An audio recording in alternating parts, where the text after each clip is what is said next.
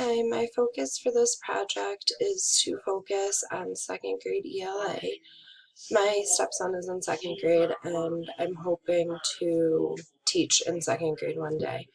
Um, the teachers in second grade, they teach all the subjects, so math, science, social studies, and literature. So I found a very helpful article that talks about incorporating science into literature. It's opening the door to science instruction for all through literature. Um, I really liked this because as I was reading through it, it talks about using a book that's meant for science, and you can tie in that little ELA piece along with your science teaching, which promotes the kids reading. And then um, I would do it a little bit differently how this lesson plan is set up in the um, article that I found. I would probably still pair the kids up in groups and then have them submit their questions to me about the book, because what they have to do is read the book and then write questions individually of what could be on their test or what would be a good question to come back to. And it's also got that science piece in there.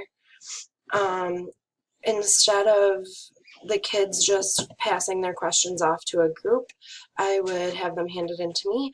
And then um, in another class period, it says to assign students to make jigsaw presentations of each of the books. And you can quiz students on each of the books and the species at risk covered in the books. I would do a Quizlet on Schoolology. I don't have access to Schoolology because I'm just a substitute, but this is an example. So I can do, this is what it would look like. I would write the question, um, which of the following species would be endangered, if that's what we so happen to be talking about. And then I could put four different choices, and the kids can click. That's how I would assess them on that part of it. I also really liked this article because it has for older kids as well. So it's not just narrowed down to first or second grade or kindergarten. For the older kids, instead of using White Owl, Barn Owl, I could use a book called The Place of Lions, which is a young adult literature novel, which talks about, ties in that science piece as well.